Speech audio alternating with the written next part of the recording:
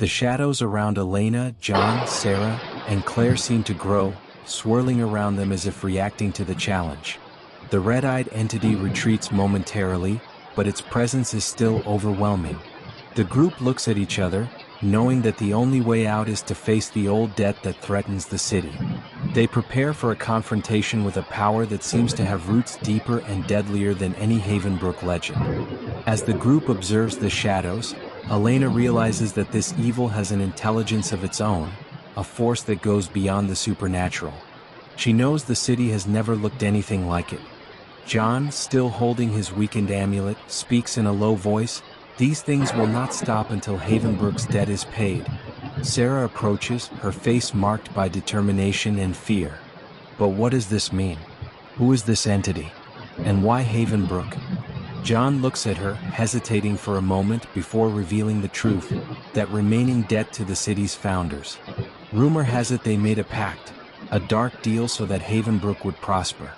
But this prosperity has a price that needs to be paid from time to time. And now it's our turn? Claire, always skeptical, crosses her arms. And how are we going to pay this debt? By sacrificing more people? Elena shakes her head, overcome with the urgency to save the city and protect its residents. If it's a debt we're facing, let's understand what this entity wants. We're not going to hand Havenbrook over on a platter. They decide that the only way to face this force is to discover the place where the pact was made.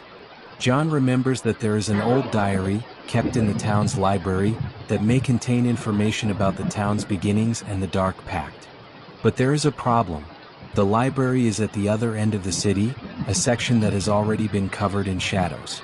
Having decided, the group begins their journey through the city plunged into darkness. Episode 3, The Dark Debt. Determined to recover the ancient diary that may hold the answers, Elena, John, Sarah, and Claire advance through the city towards the library, facing the threatening darkness that covers Havenbrook. Each street is a challenge, as the shadows move as if they were alive, blocking paths and watching the group's every move. John, holding the amulet that already seems almost powerless, continues leading the group with careful steps. He shared more information about the diary as he walked. This diary belongs to one of the founders of Havenbrook, a man named Edward Hawthorne. He was one of the leaders who brought wealth to the city, but according to the stories, he and other leaders made a terrible pact. Claire responds with a skeptical but still scared expression. How could anyone condemn an entire city for generations? Some say Edward repented and broke the pact, replied John. But the entity had already established its dominance over the city, and since then, it has always returned to collecting what it believes it is owed. As they approach the library, the surrounding environment becomes even more sinister. The shadows seem to stir, thicker and more threatening. The old, abandoned building, with its broken windows and dark walls, seems to be swallowed by the darkness that surrounds it. As they enter, the cold and oppressive atmosphere completely envelopes them. The silence is absolute, and each step echoes through the corridors. Elena holds the flashlight and lights the way as she heads to the section where the oldest books are kept. Suddenly, a muffled sound comes from the upper floor as if something is moving in the shadows. Sarah and Claire exchange panicked looks, but John reassures them, saying it's important to remain calm. These entities can sense our fear, he whispers. Inside the library, the group heads down the main hallway, where the distant, subtle sound of footsteps upstairs increases the tension. The smell of old paper mixed with dust fills the air, and the shelves, long and covered in shadows, create a feeling of claustrophobia. Elena lights the way, moving the flashlight slowly, as the group searches for the diary that could contain the origin of Havenbrook's curse. They reach the back of the library, where the oldest books are kept in glass drawers. John records the weathered cover of the diary of Edward Hawthorne, the founder, and carefully opens the book to the first page, where an enigmatic dedication reads, "To the shadows that brought riches, eternal tribute will be paid." The group looks at each other, stunned by the confirmation that Havenbrook was, in fact, bound by a dark pact. As John reads more of the diary, he discovers that the promised tribute is of souls, a generational debt to be repaid with the lives of the citizens, something the founders underestimated. Sarah, filled with dread, whispers, So we're all destined to disappear just like everyone else? Before anyone can respond, the sound of footsteps intensifies, now faster, echoing through the surrounding shelves. Suddenly, Elena's flashlight blinks, and the light goes out completely. The group is swallowed by total darkness, and the absolute silence is broken by suggestions that seem to come from every direction. John held Edward Hawthorne's diary tightly as the group tried to understand what he had just read. The words on the yellowed page confirmed his suspicions. The city of Havenbrook was trapped in a dark pact, and now the price must be paid in human souls.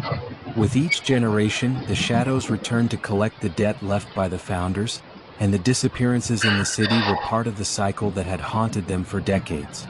Elena watched John in silence, trying to process the depth of the horror that diary revealed. She moved, scanning the pages, and saw an inscription that looked more like a warning than a note. The entity took shape in the shadows that would cover Havenbrook, and when the city's last breath is extinguished, its debt will be paid. Sarah and Claire, still observing their surroundings, noticed that the atmosphere around them was getting colder by the minute. So does this mean that unless we do something, the shadows will swallow the entire city? Sarah said, her voice low and shaky. John nodded, his expression grave. Edward described that he tried several ways to annul the pact, but the more he resisted, the more the entity strengthened. He mentions that the only way to contain the power of the shadows is to face an entity directly, but it is a risk. Elena, staring at the diary, shook her head. If they resisted, we can resist too. Let's not just give in to fear and let this thing take over our city. As they argued, the sound of footsteps upstairs intensified, and suddenly the group saw that they were no longer alone. The shadows that had previously lurked at the edges of the room now moved, slowly surrounding them. The low, steady echo echoed through the barriers, and it seemed closer by the second. John put the diary in his bag and extracted the amulet, which glowed dimly. The glow seemed to keep the shadows at bay, but they knew the amulet was growing weaker. The protection it offers is not enough to keep people safe for a long time. We need to get out of here, Elena said in her low voice, trying to avoid anything unnecessary that could involve the entities. These shadows really feed on fear. We have to focus and stay calm. They walked down the hallway toward the exit, but the feeling that they were being followed was intense. Each step was accompanied by the sound of something dragging on the walls, as if the shadows were moving on their own, trying to surround them. The lanterns flickered, and the group knew that the protection of the light was temporary. As they approached the door, a figure appeared from the shadows in front of them.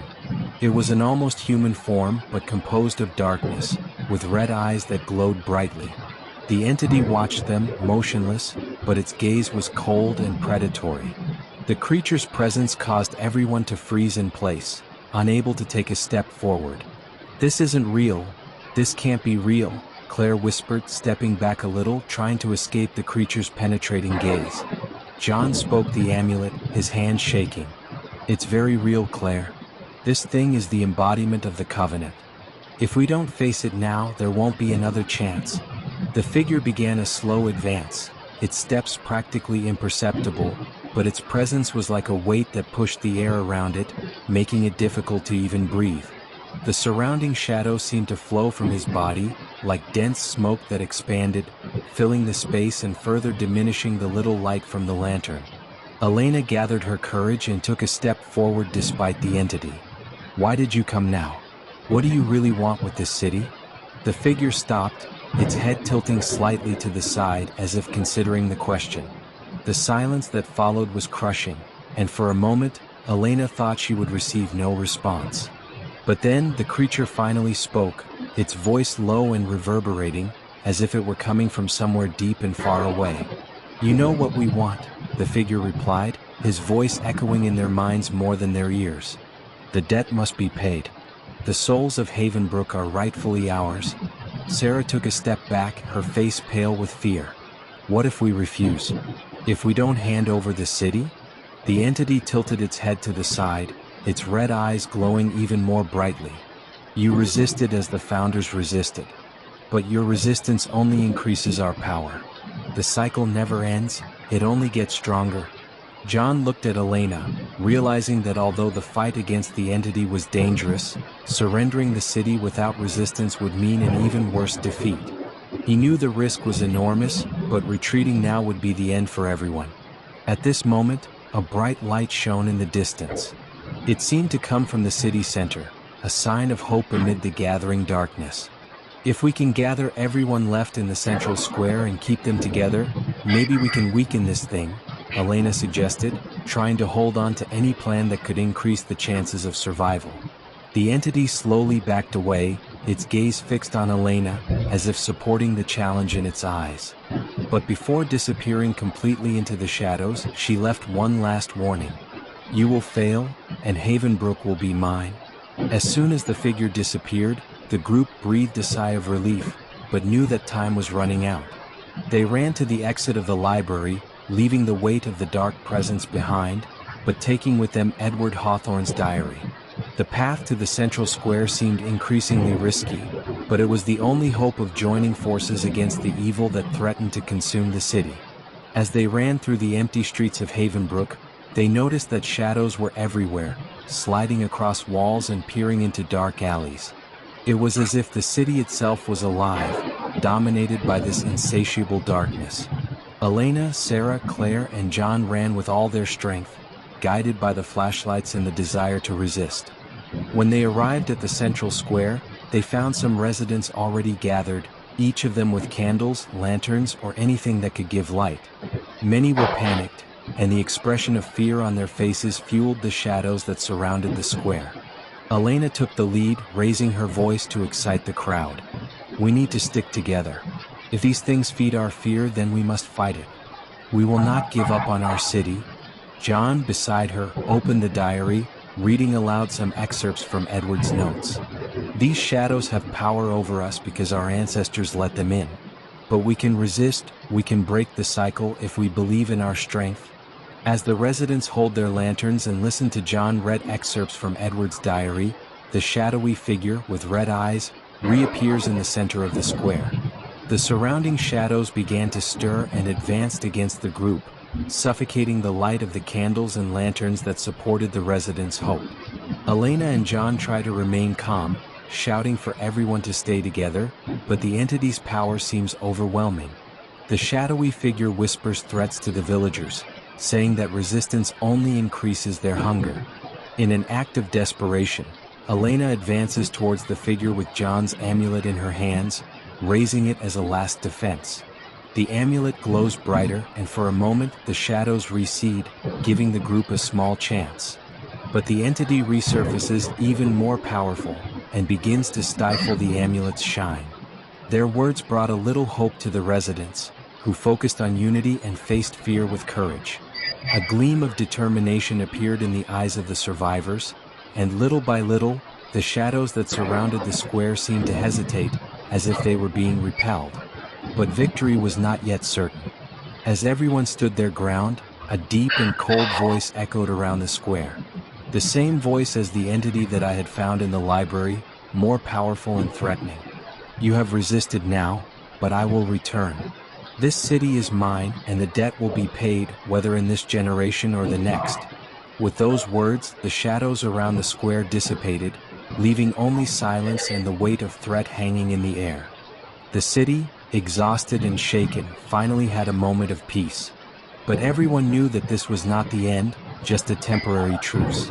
As the residents looked into the darkness of the night, they felt that the shadows were still watching, waiting for the right moment to return.